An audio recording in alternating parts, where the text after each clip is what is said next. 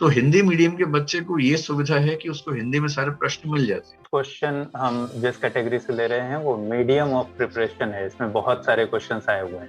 हाँ, मेरी आवाज आ रही है अब ठीक आपको? मुझे हाँ आ रही है, अच्छे से आ रही है। हाँ, तो मीडियम ऑफ प्रिपरेशन पर सर बहुत सारे सवाल आए हुए हैं, और जो सवाल मैं ले रहा हूँ पहला ये है कि परीक्षा के माध्यम का फाइनल रिजल्ट पर क्या असर होता है। इस सवाल में सर एसएमईज और गुजराती भाषा से जो लोग कर रहे हैं उन सबको भी शामिल करते हुए ये सवाल है। देवानंद शर्मा राजस्थान से, पूजा पाठक उत्तर प्रदेश से, सुधांशु अवस्थी उत्तर प्रदेश से, और बहुत सारे लोगों ने पूछा है। सर इसका रिप्लाई कर दीजिए। देखिए, माध्यम का फर्क पड़ता है, ये बात तो एकदम सही है, इस बात से इनकार करना गलत होगा। माध्यम का फर्क कितना पड़ता है, क्यों पड़ता है, मैं आपको थोड़ा सा ब्रीफ कर देता हूं ताकि कोई कंफ्यूजन आपको इस मामले में ना रहे। इस एग्जाम के जो स्टेजेस हैं अगर उन सबको ध्यान रखें, प्रीलिम्स में आपको पता है कि दो ही माध्यम होते हैं, हिंदी और इंग्लिश।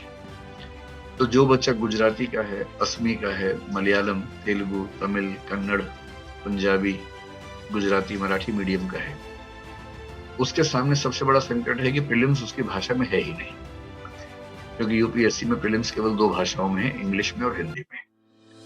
तो पहली बात, प्रीलिम्स में बाकी सब भाषाओं के लोग भारी नुकसान में रहते हैं।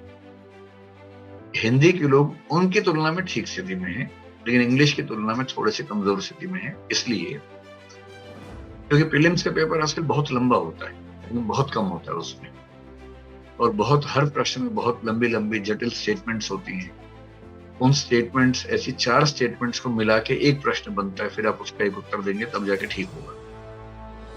अब होता यह है कि जब वो प्रश्न बनते हैं अंग्रेजी में, फिर उनका हिंदी में अनुवाद होता है। मैं ये नहीं कहूंगा कि यूपीएससी जानबूझ के ऐसा करती है, भारत सरकार की नीयत में खोट है, लेकिन आप कितना भी अच्छा अनुवाद कर लें, अनुवाद की अपनी सीमाएं होती हैं। अनुवाद किसी न किसी मात्रा में थोड़ा सा असहज होता है, थोड़ा सा नकली होता है, कृत्रिम होता है।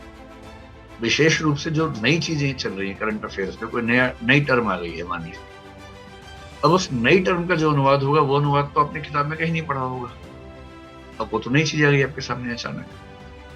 तो हिंदी मीडियम के बच्चे को ये सुविधा है कि उसको हिंदी में सारे प्रश्न मिल जाते हैं, लेकिन उसमें कभी कभी ऐसे शब्द बीच में आएंगे, कभी कभी वाक्यों का प्रवाह ऐसा बनेगा कि समझने में समय अंग्रेजी की तुलना में ज्यादा लगता है।